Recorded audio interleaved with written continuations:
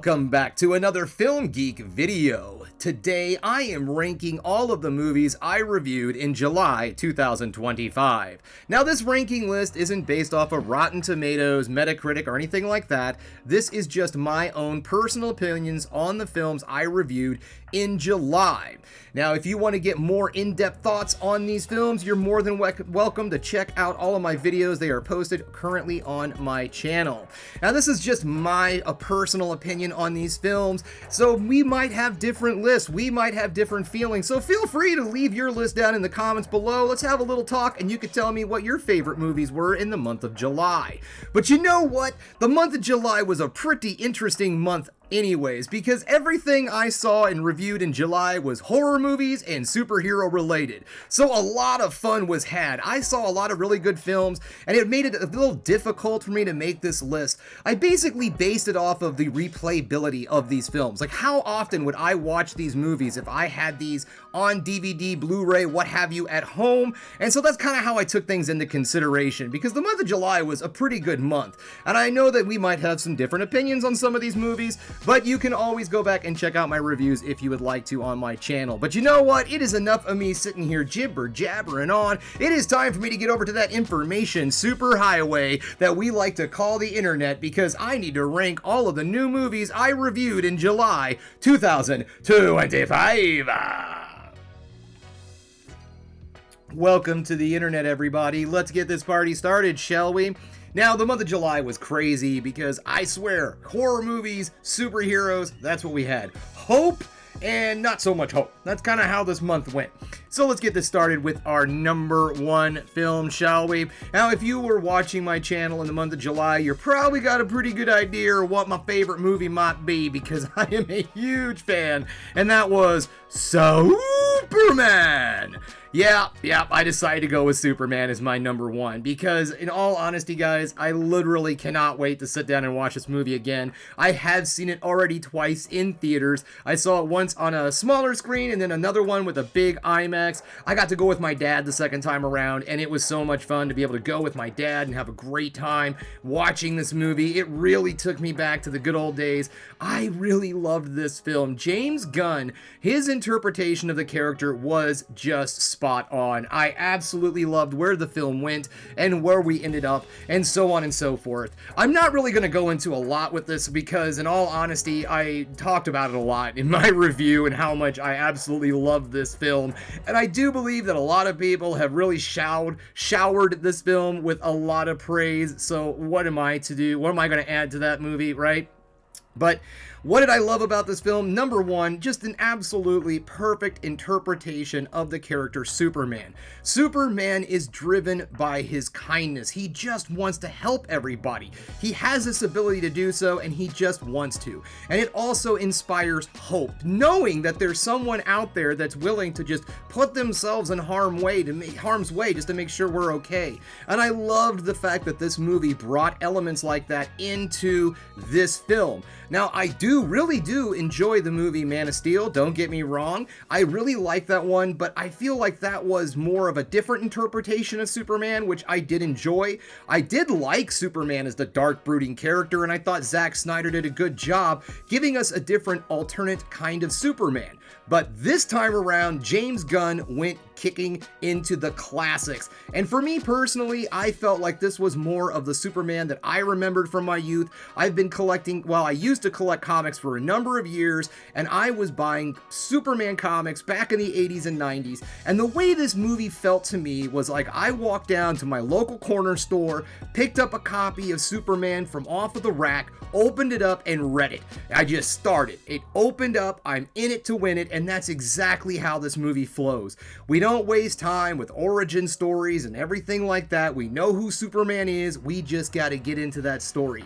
I also love the fact that James Gunn, because of his use of music, brought in some bangers for this movie, and it seems like they're back out there floating around, and people are, learning these songs now for the first time. One, of course, being Noah and the Whale with 5 Years Time.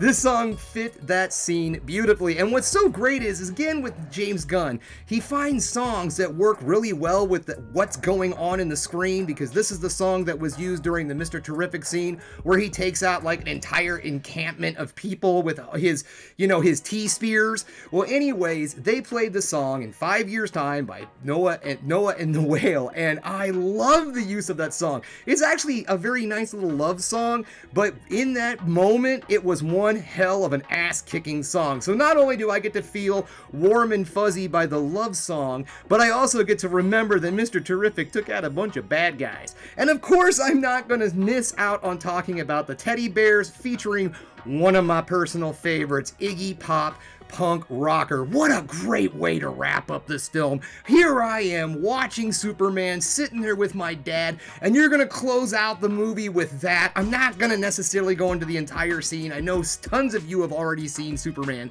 but I don't want to spoil that last moment in case you haven't seen the movie, because it hit me in the feels something fierce. And using the song Punk Rocker, it just drove that scene home for me, something fierce. So Superman is definitely walking away with the #1 slot this year, or this month, year. It is month year, right? Because 2025. Anyways, moving on. All right, so that brings me to my #2 film, and I'm going to go into a little of the darkness with some horror here, and that is Together. Oh my gosh. Now, my #2 and #3, in all honesty, in my feelings, were equally as amazing, but this one's going to get the edge just a little bit because I feel like it had a little bit less of the budget to deal with, so it was able to deliver this amazing way this film was done. But anyways, Together. This tells the story of two people who, well, come together. In some way, shape, or form, they get this, I guess you could call it an illness. Let's just put it that way, all right? And they are being drawn together by a force. And I do mean in the literal fashion. They are becoming one being. This movie is an allegory for a codependent relationship, and let's just say, as someone who, I admittedly will just say it, has been in a codependent relationship, this movie knocks it out of the ballpark. Not just in the allegory, but also within the horror itself.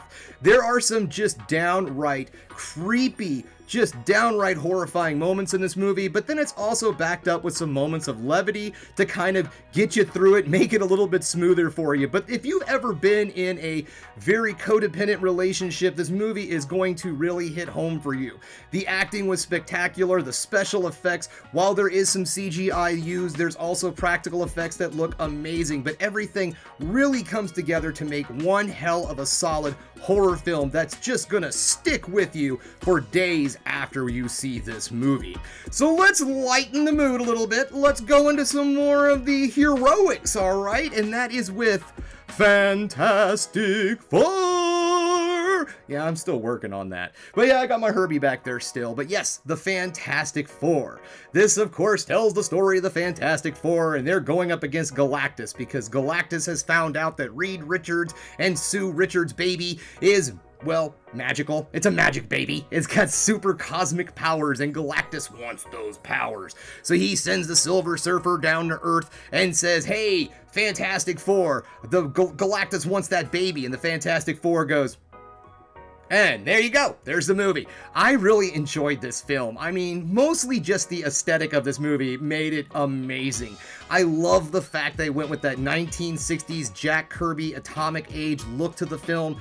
All of the actors in this movie really knock it out of the ballpark. Every single person was beautifully cast perfectly for this film. Everything about this movie just comes together to make one hell of a really, really great superhero film. It also, much like Superman, really drives home that feeling of hope, which is just, again, something that's very lacking in a lot of the movies on this list today. And that's probably why I pushed it up there a little bit, because I could use a little bit of hope in my life right now. But yes, this film was a lot of fun. I really enjoyed it. Thought this was one of the best Marvel movies I have seen in a number of years. Definitely, if this is the kickoff to the new phase, I'm not sure if that started with the last Captain America movie or not, but if this is the kickoff to the new phase that we can expect from Marvel, if you can keep this level of quality going, please do. This was an excellent film, and it proves that you guys could do some really good stuff. I feel like the biggest problem that the MCU, especially with Disney's control right now, what the problem was just way too much stuff. So much more content, not so much quality, and everything just got really thinned out because there was just so much overload. A lot of the people couldn't work on these projects and really put a lot of the detail that needed to go into it to make it a really convincing superhero film. So thank you for finally taking this seriously, streamlining things, and in all honesty, so far the MCU has put out 2 really solid films this year. I really enjoyed the Thunderbolts, and Fantastic Four is just icing on the cake. It was wonderful. So let's keep this list going with my where are we at? Number four, jeez. And that was a movie that was on VOD, and that is Else. Going back into body horror and allegorical horror, this movie comes to us from France, and it tells the story of a couple who are very new in their relationship. They're very much so in love and caring each other, but this one isn't necessarily another allegory for a toxic relationship or anything like that. It's just part of the story that these two are just starting to come together.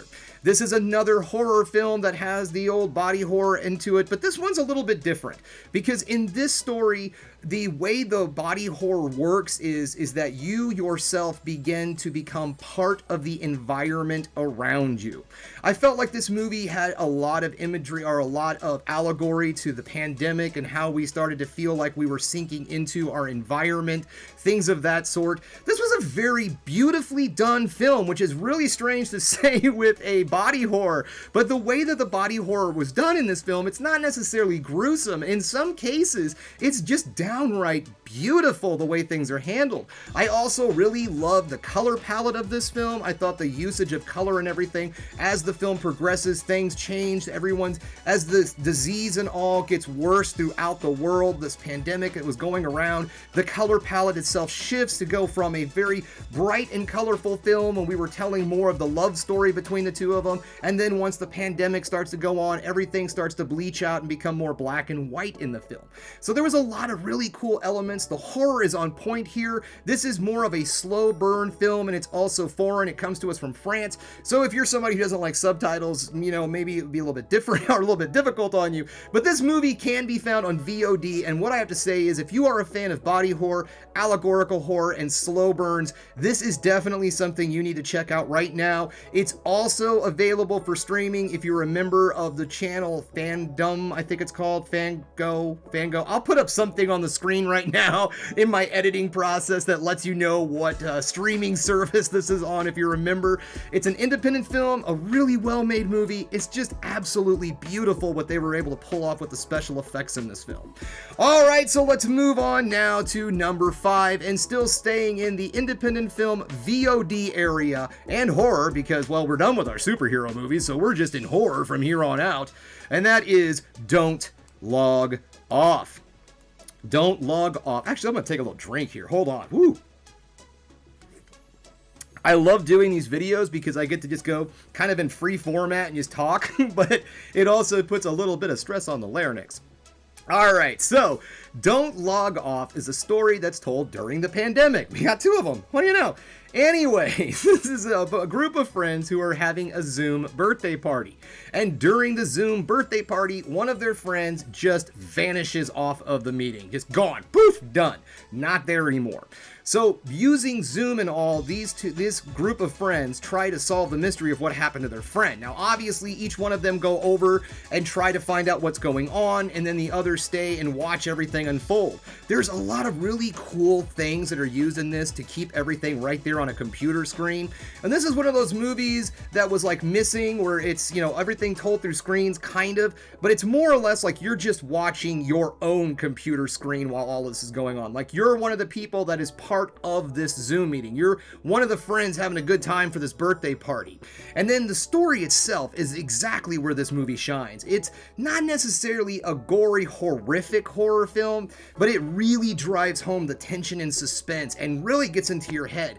And if you were somebody who was, alive during the pandemic, which, I know my demographic, you guys were, you were around, then you're really going to take, it's really going to be something that you can identify identify with, because I think all of us were in this same area during that time where we were having big events, birthday parties, holidays, and all of that on Zoom. And so this was kind of a neat way to do a different type of found footage horror film.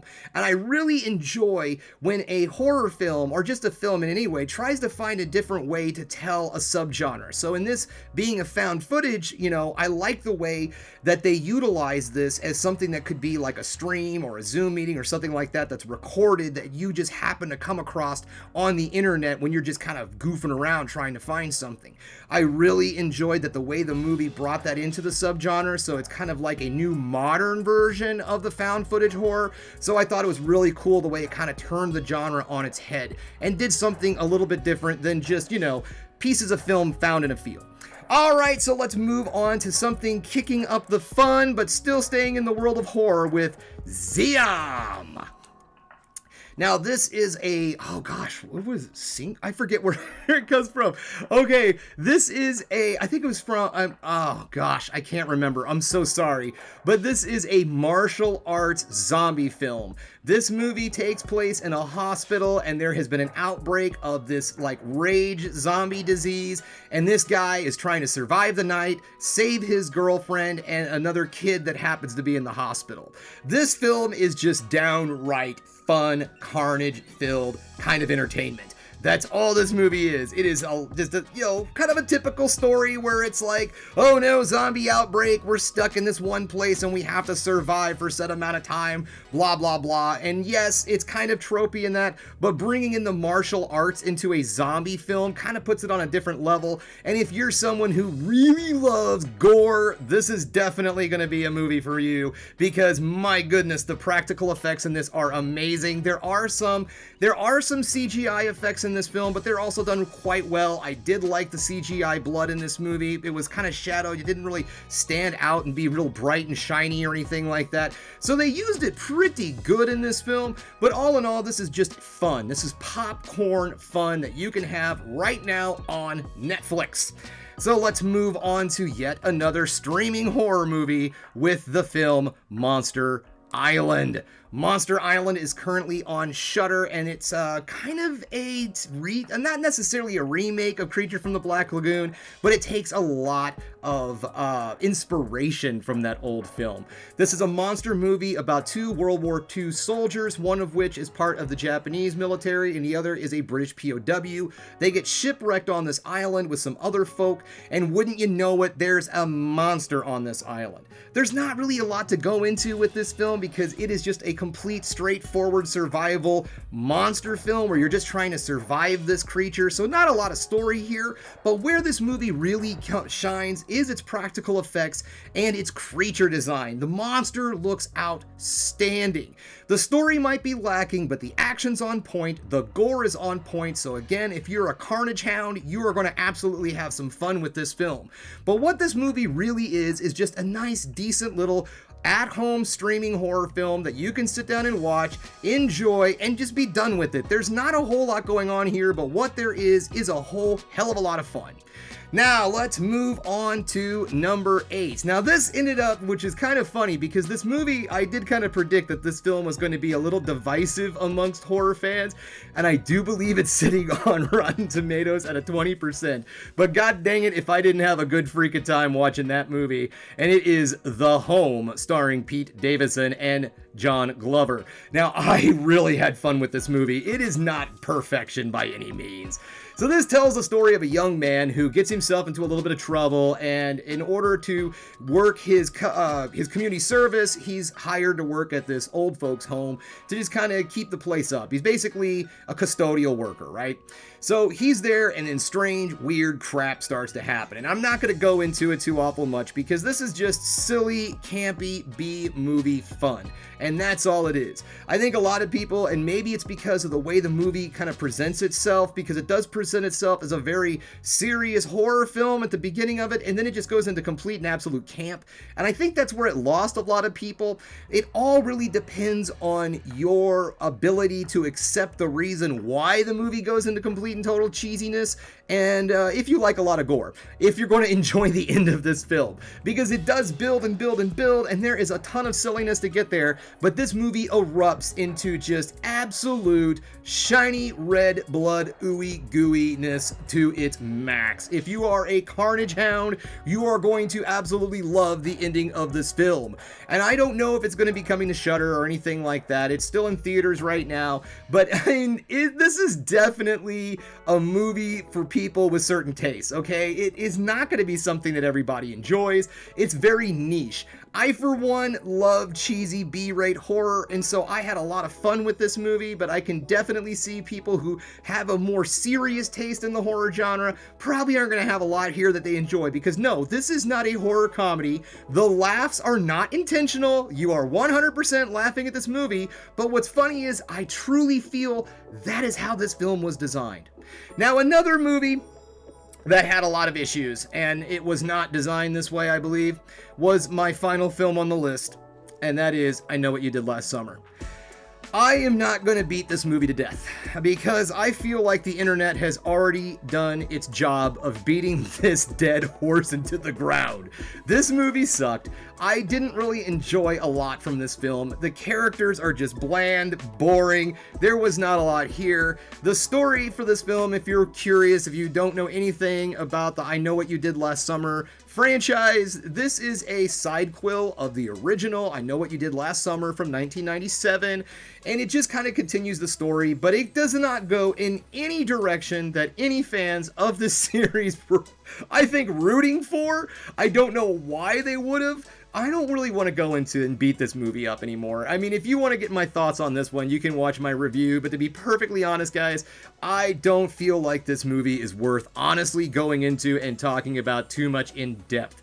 So you know what? Let's just call it where it is. Let's call it a day, shall we? So there we have it. There are my favorite films, and to be perfectly honest, every single movie on this list comes with my recommendation, except, you know, I know what you did last summer. I know what they did this summer, and I don't want anything to do with it. So anyways, guys, thanks again for checking out The Film Geek. If you liked what you saw here today, go ahead and subscribe to the channel, ring that bell for notifications, and give me the old thumbs up so I know you like what you're seeing.